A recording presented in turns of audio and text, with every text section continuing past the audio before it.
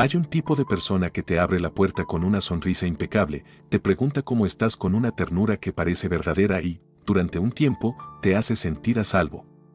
Tú piensas, por fin, alguien bueno. Y entonces llega el día incómodo. El día en que no puedes ser útil, no puedes devolver el favor, no puedes mantener el ritmo, no puedes sostener la imagen. Tal vez te enfermas, tal vez pierdes el trabajo, tal vez atraviesas una crisis, tal vez simplemente dices que no y, de repente, lo notas, la bondad cambia de temperatura. A veces no es un insulto ni un portazo. Es algo más fino, y por eso duele más, una distancia razonable, una amabilidad mecánica, un claro, entiendo que no entiende nada. Y tú te quedas con una duda que no tiene una respuesta cómoda, ¿esa persona era buena, o solo era buena mientras no costaba nada? Franz Kafka tenía un talento extraño para convertir dudas así en escenas que se te quedan pegadas a la piel. Kafka escribió, en esencia, que un libro debería ser como un hacha capaz de romper el mar helado dentro de nosotros. Esa imagen no es un adorno. Es una advertencia. Si vamos a mirar de frente la bondad que se derrite cuando empieza a costar, necesitamos justamente eso, un hacha. No para destruir a nadie, sino para romper la capa de autoengaño que vuelve normal lo que, en el fondo, a veces es un intercambio disfrazado de cariño. Piensa en la metamorfosis. Kafka no te prepara con explicaciones largas. Te lanza a lo absurdo con una naturalidad casi cruel. Gregor Samsa despierta una mañana y descubre que ya no tiene un cuerpo humano, que ahora es un insecto enorme. Y desde ese instante, la historia deja de ser una rareza fantástica y se vuelve un experimento moral. Porque lo que cambia de verdad no es solo el cuerpo de Gregor Samsa. Lo que cambia, con una precisión que asusta, es la manera en que el amor alrededor se reordena cuando la utilidad se cae. Antes de la metamorfosis, Gregor Samsa era una máquina de sostener. Trabajaba sin parar, cargaba la presión económica, sostenía a su familia. Era cansancio convertido en salario. Era dignidad convertida en factura pagada.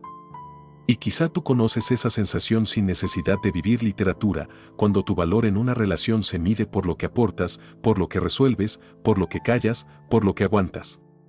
Mientras tú cumples ese contrato invisible, la convivencia parece normal. Hay gestos amables, palabras suaves, rutinas que se sienten como hogar. Hasta que el contrato se revela. Aquí aparece la primera capa de esta investigación, no toda bondad es igual. Hay una bondad que nace de la empatía real, esa que se nota cuando nadie mira y cuando hay costo. Hay una bondad que es etiqueta social, una especie de uniforme, ser amable porque se espera, porque queda bien, porque protege una reputación. Y hay otra bondad, más difícil de aceptar porque se disfraza mejor, la bondad estratégica, la que funciona como control, como inversión, como moneda de intercambio. La bondad auténtica suele ser silenciosa. No colecciona recibos. No necesita testigos. La bondad de etiqueta vive de la escena, es correcta, educada, brillante por fuera, pero se agota rápido cuando le pides profundidad. Y la bondad estratégica es la más peligrosa para la confianza, porque te hace sentir en deuda incluso antes de entender que debes. Te ayuda para colocarse arriba. Te cuida para dirigir. Te escucha para tener información. Y si un día no respondes como se espera, esa bondad cambia su forma, ya no es caricia, es presión, ya no es cuidado, es reproche, ya no es presencia, es factura emocional. Aquí conviene separar dos palabras que suelen confundirse, bueno y confiable. Una persona puede ser amable, generosa, incluso encantadora, y aún así ser poco confiable. ¿Por qué? Porque la confiabilidad no se mide por la calidez del gesto, sino por la consistencia del patrón. Y el patrón se revela cuando hay fricción, cuando hay conflicto, cuando hay límites, cuando hay pérdida, cuando aparece el primer no. Hay una microhistoria que se repite, con distintos nombres, en muchas vidas. Alguien se muestra disponible, presente, dispuesto. Tú recibes eso y confías. Un día, por cansancio o por autocuidado, tú dices que no puedes. Y ahí ocurre algo pequeño, pero decisivo. La persona tan buena no pregunta qué necesitas. No intenta comprender. Cambia de temperatura. Se instala el reproche disfrazado de decepción. Y tú entiendes, tarde, que la bondad venía con un contrato, yo soy bueno contigo mientras tú confirmes mi guión, mi imagen, mi lugar de superioridad, mi control suave. Y esto es más común de lo que parece, porque hay una presión social que se disfraza de virtud. Cuando tú estás agotado o herido, el guión te pide que no incomodes, que no retrases, que no pidas demasiado, que sigas funcionando. Y cuando tú fallas en ese papel, la bondad alrededor puede enfriarse como si hubieras roto una regla no escrita. La metamorfosis es una lupa sobre ese enfriamiento. Al principio, la familia reacciona con horror y desconcierto. Eso sería comprensible. Lo inquietante es lo que viene después. La emoción se organiza alrededor de una pregunta fría, práctica, cotidiana: ¿qué hacemos con este cuerpo inútil dentro de casa? ¿Cómo se sostiene la vida ahora? Y esa pregunta no es solo doméstica. Es filosófica. Es la pregunta que define si alguien vale por existir o por servir. Porque aquí se abre un conflicto antiguo: la dignidad contra la utilidad. La ética del carácter contra la ética de la apariencia. La idea de que una persona vale por ser persona contra la idea de que una persona vale por lo que produce, lo que aporta, lo que facilita. Puedes discutir esto con teorías complejas, pero Kafka lo vuelve concreto: una puerta que se cierra, un plato de comida que se deja con desgana, un silencio que crece en los pasillos. Y lo más incómodo es que no hace falta ser cruel para caer en la ética de la utilidad. Basta con vivir con miedo. Miedo a perder estabilidad. Miedo a cargar con un peso. Miedo a que alguien te arrastre a su caída. Mucha gente se endurece por autoprotección. Puede ser buena en días fáciles y dura en días caros. Y esa frase duele porque no solo apunta hacia afuera. También pregunta hacia adentro: ¿cuánta bondad hay en mí que depende de que la vida sea cómoda? Si la bondad es papel social, no es que sea mentira en cada gesto. Es frágil. Depende del escenario. Funciona mientras no comprometa demasiado. Y cuando el costo sube, la máscara se resquebraja. En la metamorfosis, ese costo sube cada día. No es solo alimentar a Gregor Samsa. Es soportar el asco. Es sostener la vergüenza. Es reorganizar la casa. Es tolerar la idea secreta de que la vida, sin ese problema, sería más simple. Y ahí aparece el resentimiento. A veces no se expresa en gritos, sino en detalle. En el tipo de comida que se deja. En el modo en que se barre el piso. En la forma de abrir una ventana como si el aire tuviera que expulsar una presencia. La deshumanización no siempre llega como violencia. A veces llega como rutina. Y la rutina, cuando no está sostenida por dignidad, se convierte en desprecio. Hay una escena que vale como espejo: Gregor Samsa intenta acercarse, intenta estar, intenta ser parte. Pero su presencia ya no es interpretada como presencia. Es interpretada como amenaza, como ruido, como carga. Lo que para él es deseo de pertenecer, para quien lo mira se vuelve invasión. Y ahí se revela algo que atraviesa muchas relaciones: cuando alguien pierde la forma aceptable, el mundo deja de escuchar la intención.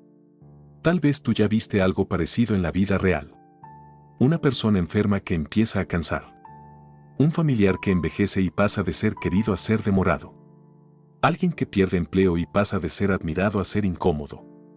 Una amistad que cae en una tristeza profunda y deja de aportar ligereza y entonces recibe silencio. No hace falta que nadie diga ya no me sirves. La frase aparece en gestos mínimos: el tiempo que no se ofrece, la conversación que se evita, el mensaje que se responde con frialdad. Y aquí ocurre algo todavía más sutil: la propia persona que sufre la caída suele justificar a quien se aleja. Se dice que la otra parte está ocupada, que tiene sus problemas, que no es personal. A veces es cierto. A veces, sin embargo, esa excusa es una forma de no mirar el golpe de frente. Porque mirar de frente duele, significa aceptar que el vínculo estaba apoyado en comodidad, en ritmo compartido, en intercambio, no necesariamente en dignidad. En YouTube se puede ver algo curioso: abundan lecturas en voz alta, análisis literarios y conversaciones largas sobre la obra, y muchas miradas distintas terminan tocando la misma herida. No porque repitan una opinión, sino porque la historia empuja hacia la misma pregunta: ¿cuánto de lo que llamamos bondad es, en realidad, conveniencia bien vestida? Y aquí conviene evitar una trampa: salir de este tema pensando que toda amabilidad es manipulación. Eso sería una defensa triste. El objetivo no es volverte desconfiado de todo, sino volverte preciso. Distinguir calidez de consistencia. Distinguir gesto de patrón. Distinguir empatía de etiqueta. Y, sobre todo, aprender a ver señales sin caer en paranoia. La primera señal es el costo. La bondad real acepta un costo razonable sin convertirlo en factura emocional. La bondad estratégica hace contabilidad, recuerda lo que hizo, insinúa deuda, guarda una lista invisible. La segunda señal es la reacción al límite. La bondad real puede sentir frustración, claro, pero no te castiga por cuidarte. La bondad de etiqueta se enfría porque pierde el escenario. La bondad estratégica protesta porque pierde la palanca. La tercera señal es la dignidad en la mirada. Cuando tú dejas de ser conveniente, ¿sigues siendo tratado como humano o pasas a ser problema? Y aquí entra una pregunta que merece repetirse como brújula, sin dramatismo, pero con honestidad. ¿Quién sigue humano contigo cuando ser humano se vuelve caro? Porque hay un detalle que rara vez se dice en voz alta, a veces la bondad es una forma elegante de control. No control agresivo, no control evidente, sino control suave. Control por deuda. Control por culpa. Control por expectativa. Te doy para que me debas. Te cuido para que me pertenezcas. Te apoyo para que no me abandones. Suena extremo, pero aparece en cosas pequeñas, la ayuda que viene con recordatorio, el favor que trae insinuación, el gesto que luego se usa como prueba de superioridad moral. Y, al mismo tiempo, hay otro detalle igual de importante, mucha gente no hace esto por maldad consciente. Lo hace por hambre de aprobación. Por miedo a quedar mal. Por necesidad de sostener una imagen. La moral social, a veces, es un teatro de supervivencia. Tú actúas bondad para no ser rechazado. Actúas paciencia para no ser juzgado. Actúas generosidad para sentirte seguro. Y cuando la situación te exige más de lo que puedes sostener, aparece el resentimiento. La máscara se vuelve pesada y la ternura se vuelve obligación. Y la obligación, con el tiempo, se vuelve dureza. Esta es una de las cosas más poderosas de la metamorfosis, no acusa con discursos. Muestra con desgaste. El amor, cuando existe, necesita músculos. Y los músculos se entrenan en la constancia, no en la apariencia. En la obra, el vínculo se erosiona porque el cuidado se vuelve rutina y la rutina revela motivaciones. Si el cuidado nace de la dignidad, puede doler, puede cansar, puede exigir, pero no deshumaniza. Si el cuidado nace de la utilidad, el cansancio se transforma en desprecio. Ahora, si quieres aterrizar esto sin convertirlo en teoría pesada, quédate con una idea sencilla, pero exigente. La confianza se construye observando 4 momentos. El momento del conflicto. El momento del límite. El momento de la pérdida. Y el momento en que nadie mira. En el conflicto, mira si la otra persona busca comprender o vencer. En el límite, mira si respeta o negocia tu frontera como si fuera un obstáculo. En la pérdida, mira si acompaña o se distancia con excusas impecables. Y cuando nadie mira, mira si la bondad permanece o se evapora. Esto no es una invitación a vigilar a nadie. Es una invitación a ver con claridad. Porque muchas heridas no nacen de la crueldad explícita, sino de la condicionalidad silenciosa. De ese amor con letra pequeña. De ese cariño con cláusulas. De esa cercanía que, en el fondo, era intercambio. Y ahora viene una parte todavía más incómoda, pero también más transformadora. Este tema no sirve si solo lo usas para juzgar. Sirve cuando lo usas como espejo. Porque tú también puedes haber actuado bondad por papel. No porque seas falso, sino porque te enseñaron que ser buena persona es complacer. Que decir sí es virtud. Que poner límites es egoísmo. Y entonces ayudas por miedo, no por libertad. Das para comprar seguridad. Cuidas para evitar abandono. Esa bondad, aunque parezca noble, es frágil, porque depende de que el otro cumpla el guión. Si tú te reconoces un poco en eso, no hace falta castigarte. Hace falta volverte más honesto. Porque la ética del carácter no consiste en parecer bueno. Consiste en ser confiable incluso cuando nadie aplaude. Y ser confiable incluye algo que suena paradójico, aprender a decir no con respeto. No como castigo. No como venganza. Sino como límite limpio. Un límite claro es una forma de cuidado hacia ti y también una prueba para el vínculo. ¿Por qué pone la pregunta sobre la mesa? ¿Se valora tu humanidad o se valora tu rendimiento? Kafka dejó una imagen breve que parece un acertijo, pero que funciona como espejo. Una jaula salió en busca de un pájaro. A veces la moral de apariencia es esa jaula. Busca a quien encaje. Busca a quien no incomode. Busca a quien sea útil. Y cuando alguien deja de encajar, la jaula ya no sabe qué hacer con esa libertad torpe que aparece. Por eso el primer no, la primera caída, la primera pérdida, revelan tanto. No por drama, sino por verdad. Kafka no ofrece finales luminosos. En la Metamorfosis, la casa parece aligerarse cuando Gregor Samsa desaparece. Y esa ligereza es, precisamente, la acusación. Porque muestra lo que preferimos negar. Hay vínculos que respiran mejor cuando alguien deja de existir como carga. Eso suena monstruoso, y sin embargo es humano en el sentido más crudo. Por eso esta obra incomoda, porque desenmascara la moral condicionada, esa moral que se viste de bondad y, en el fondo, se alimenta de conveniencia. Hay una imagen que ayuda a cerrar esto sin convertirlo en sermón. Imagina que la bondad verdadera es como una lámpara estable. No necesita aplauso para encender. No hace ruido. Ilumina sin exhibirse. Y la bondad de papel es como un reflector, brilla fuerte cuando hay escenario, pero se apaga en cuanto el público se va. La pregunta no es cuál se ve más. La pregunta es cuál te cuida cuando el cuarto queda a oscuras. Vuelve, por un instante, a esa habitación. A esa puerta entreabierta. A ese cuerpo que ya no encaja en lo que el mundo esperaba. Esa escena no trata solo de un insecto. Trata de la parte de ti que teme volverse inútil. Trata del miedo a que te quieran solo mientras funcionas. Trata del deseo de ser visto más allá de lo que produces.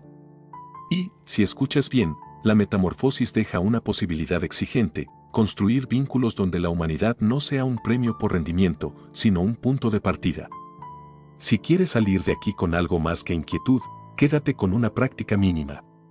Observa lo que pasa cuando dices no. Observa lo que pasa cuando te equivocas. Observa lo que pasa cuando no puedes ser útil. Ahí aparece la verdad sin maquillaje. Y entonces la pregunta del inicio regresa, pero ya no es la misma. Ya no es solo en quién confiar. Es más íntima. ¿Qué parte de mí confunde bondad con papel? ¿Qué parte de mí da para comprar seguridad? ¿Qué parte de mí se endurece cuando el otro deja de ser conveniente? Mirar eso duele, sí. Pero también rompe el hielo. Al final queda una prueba simple, brutal y silenciosa, la misma que Franz Kafka deja abierta como una herida lúcida. ¿Quién sigue humano contigo cuando ser humano se vuelve caro? Si alguna vez esa pregunta tocó una escena real de tu vida y te obligó a ver algo que preferías no ver, cuéntamelo en los comentarios.